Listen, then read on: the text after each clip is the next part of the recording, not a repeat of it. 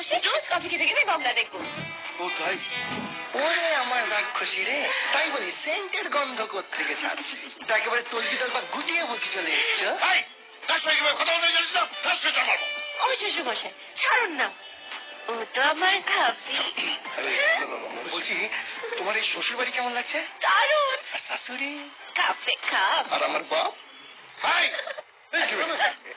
শ্বশুর মশাই আপনি না? না মা, আমি তোমার একটা কথা বলি, তুমি না আমাকে শ্বশুর মশাই বলে দেখো না, তুমি বরঞ্চ আমাকে নাম ধরে দেখো, তাতে কি যে বলেন না আপনি। আমি তোমাকে একটা কথা বলি, তুমি তো একটা শিক্ষিত ভদ্র মানে ইয়ে ঘরের মেয়ে, তুমি আমার ছেলের মধ্যে কি দেখলে বলো তো? তুমি তুম করে ওর ইয়েতে পড়ে গেলে প্রেমে। দেখুন শ্বশুর মশাই, আপনি যদি আমায় জিজ্ঞেস করেন যে আমি আজকে কতটা ভালোবাসি, তাহলে আজ আমি বলতে পারবো, কিন্তু কি দেখে ভালোবেসেছি সেটা বলতে পারবো না। দেখো মা, আমি তো তোমার বাবার মতো, আমি তোমাকে একটা ভালো পরামর্শ, তুমি না আমার ছেলের পাল্লায় পড়ো না। সারাক্ষণ তোমাদের কি করে সর্বনাশ করতে হয় সেই চিন্তা করছে। আমি বরঞ্চ তোমাকে একটা ভালো ছেলে দেখে দেবো। যা। হ্যাঁ দেখো দেখো, মনে হচ্ছে শকুনি পাশা খেলছে। না না এসো না, সারাক্ষণ মাথায় জিলিপির প্যাঁচ, কি করে তোমার বাবার জমি কবজা করতে হয় সেই প্ল্যান করছে। তাই? বাহ, প্ল্যান এসে গেছে মজা। হ্যাঁ আই অত ছেলে চললি কোথায়? ওই ষষ্ঠী পুজোর নেমন্তন্ন করতে আছে।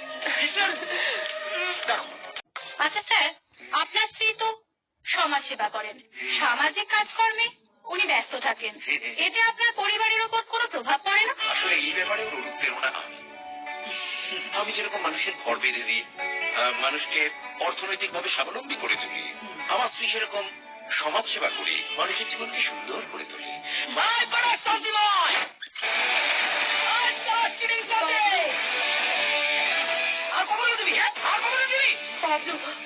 না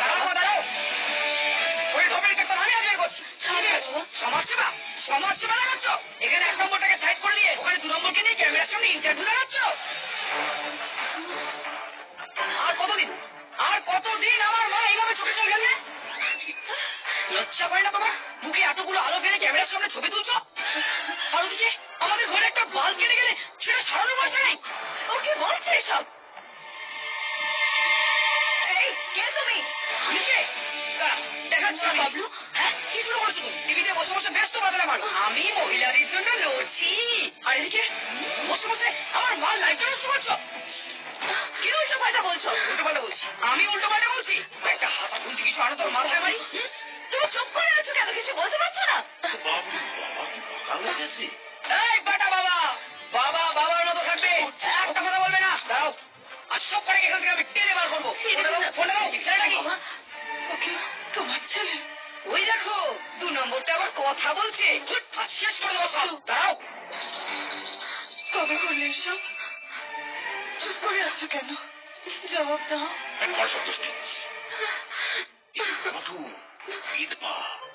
সরকার ধরা নিয়ে আছে, ওর বাবা মারা যাওয়ার পরে জমি বাড়ি বাগান সব ভাগ করেছিলাম, তারপর একটা ভালো স্ত্রীকে পুনর্বাসনও দিয়েছিলাম। বাবা ছেলেটা কত বড় হয়ে গেছে। বাবলু তুমি যাও, আমি সন্ধ্যাবেলা তোমার বাড়িতে ছোটা ভীমের সিডি নিয়ে যাবো।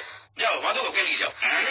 ছোটা ভীম? ওই ছোটা ভীম এখন বড় হয়ে গেছে, কোথাও যাবো না আমি এইখানেই থাকবো। বাবলু চল, বাবলু চল, নিয়ে যাও। যাও তুমি আমার দেবী ভগবানকে কাঁদালে দেখে নেবো আমি। বাইরে ছেড়ে আছে, দেখে নেবো। নিষ্পাপের ছেলের কান্নায় ভিজে গেল কলকাতার রাস্তা, আর এর নেপথ্যে আছে জাতীয় মহিলা কমিশনের প্রেসিডেন্ট অনুরাধা রায়ের স্বামী, রিয়েল এস্টেটের মালিক শান্তিময় রায়। আমার মা শান্তিময় রায় সদস্যী, অথচ আমার মাকে এই বাড়িতে জায়গা না দিয়ে একটা অন্য বউকে নিয়ে এত বড় বাড়ি হাঁকিয়ে আছে। আমি কাউকে ছাড়বো না বলেছি, আমি এই বউকে আজ বাড়ি ছাড়া পারবো। দেখি কি করতে পারে। আমার মা প্রথম পক্ষ, এই বাড়িতে প্রথমে আমার মা থাকবে। ও কি করে হয় মহিলা কমিশনের প্রেসিডেন্ট? ও কি করে হয় আমার মা হবে প্রেসিডেন্ট? ও তো দ্বিতীয় পক্ষ, ওকে আমি মেনে নেবো না।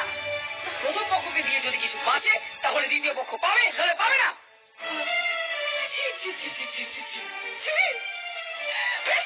কিছুই বাকি রাখে না। এতদিন ধরে আমি যা মান সম্মান অর্জন করেছি, যা অর্জন করেছি সব সব শেষ করে দিলে। লোকের সামনে মুখ দেখাবো কি করে? আমি কি করে মুখ দেখাবো বলো? বাইরে বেরোলে লোকে হাসাহাসি করবে, প্রেস থেকে ধরবে, ক্লাবে লোকে হাসাহাসি করবে, সবার সামনে তুমি আমার মাথা হেড করে দিলে। আমি নয় কেউ এটা কাটি করছে।